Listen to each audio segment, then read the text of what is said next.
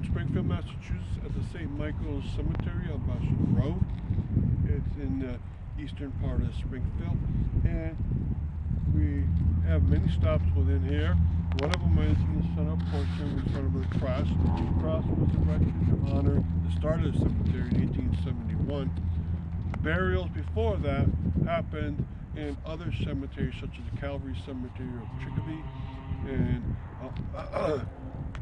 this cemetery was made because there's so many Irish coming in. Sure, it might have started as Irish parish, but then Polish came in, French Canadians, and they branched off. But this also became the cathedral cemetery for a while. Now, there's no priest circle here. I'll tell you why.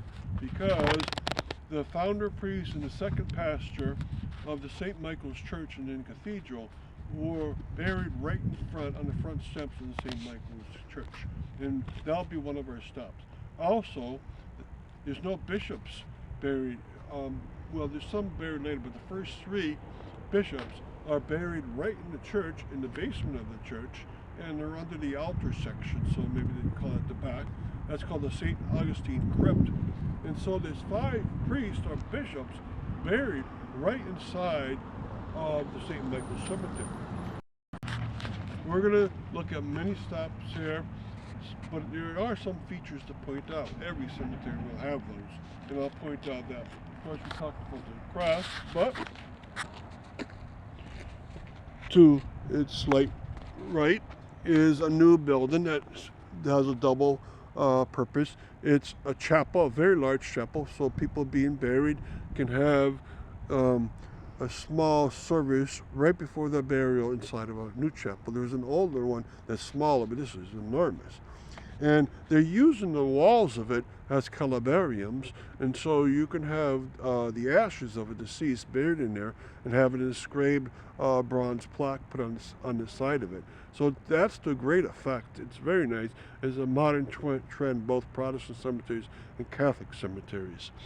And we're going to look at lots of things around this area, but we're going to slide over a little bit. Since there's no priest circle, and a lot of priests served at the churches, Catholic churches of Springfield, including St. Michael's Church and Cathedral.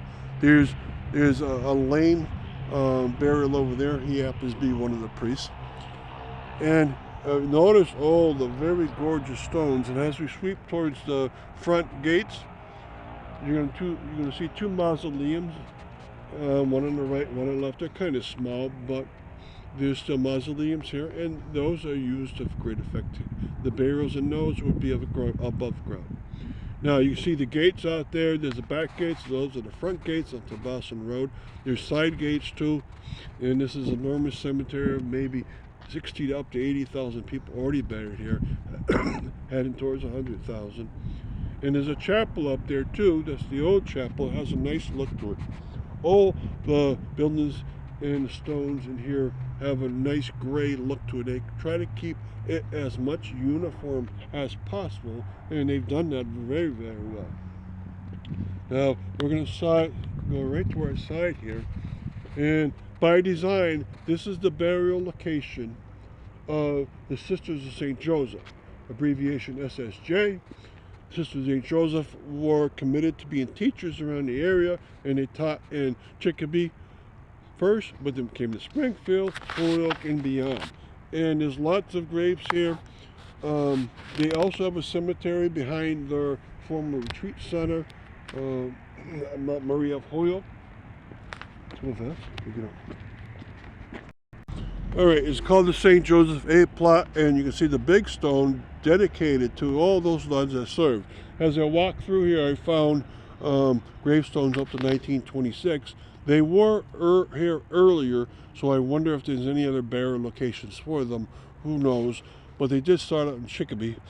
There might be some buried in other places. And beyond, you can see more burial locations. Now we're going to have one more place we're going to go to, and that's a slight angle from there. You can see more street signs. That one says St. Agnes A, and this place is well gridded off. and all the family plots tend to be towards either the front or this main strip of the road, and then it goes off to smaller stones and to flat stones towards the very back, which is the south. And so thus, if you get a hold of the map and you get the coordinates from the administration office, you should be able to locate the stones within here. It's an enormous cemetery to try to do it by hand. So I hope you learned a lot, and there's a lot more steps within here. Thank you.